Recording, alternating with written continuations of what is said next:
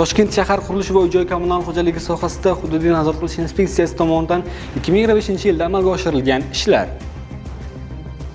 2025-yil davomida Toshkent shahar qurilish va uy-joy kommunal xo'jaligi sohasida hududiy nazorat qilish inspeksiyasi tomonidan 5335 ta qurilish obyekti ro'yxatga olingan bo'lib, shundan 2763 tasi belgilangan tartibda foydalanishga qabul qilindi. Qurilish montaj ishlari ustidan nazorat qilish bo'limi xodimlari tomonidan jarayondagi obyektlarda 37892 ta monitoring tadbirlari o'tkazildi. O'tkazilgan monitoringlar jarayonida aniqlangan kamchiliklar yuzasidan 19399 ta bajarilishi majburiy bo'lgan yozma ko'rsatmalar berildi.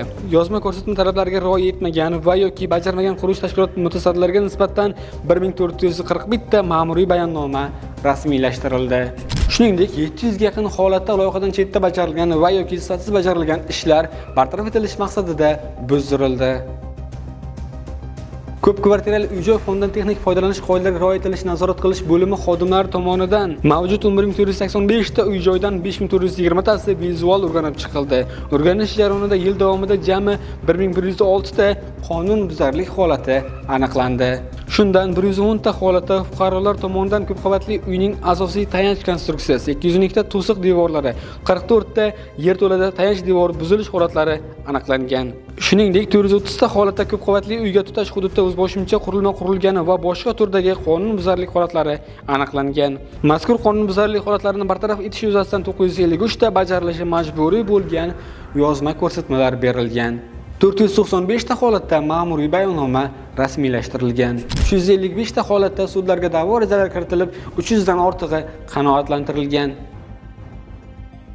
Ko'p kvartirali uy-joy fondini boshqarish qoidalariga rioya etilishi nazorat qilish bo'limi xodimlari tomonidan poytaxt hududida joylashgan ko'p kvartirali uylarga xizmat ko'rsatuvchi 145 ta boshqarish organlari o'rganilib, monitoring jarayonida aniqlangan kamchiliklar yuzasidan 134 ta bajarilishi majburiy bo'lgan yozma ko'rsatmalar berilgan hamda ma'muriy javobgarlikka tortish to'g'risidagi kodeksning 159-moddasi 2-qismiga asosan 134 ta ma'muriy bayonnoma rasmiylashtirilgan. Ko'p kvartirali uylarning seysmik mustahkamligi va zilzila bardoshligini monitoring qilish bo'limi xodimlari tomonidan 5050 ta ko'p qavatli uylarning seysmik mustahkamligi vizual tarzda o'rganilib, passportbino.uz platformasiga ma'lumotlar yangilandi.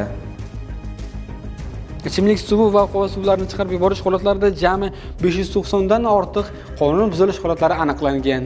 Shundan ichimlik suviga o'zboshimcha ulanish holati 385 ta, havo suv tarmoqlariga o'zboshimcha ulanish 202 ta hamda 3 ta holatda suv hisoblagichlarining ko'rsatkichlari o'zgartirish va yoki nazorat ta'mirlariga shikast yetkazish kabi qonun buzarliklar aniqlangan. Xulosa qilib aytganda 2025-yil davomida amalga oshirilgan tizimli nazorat tadbirlari qurilish obyektlari hamda ko'p kvartirali uy-joy fondida sifat, xavfsizlik va belgilangan me'yor talablarga rioya etilishida muhim ahamiyat kasb etdi.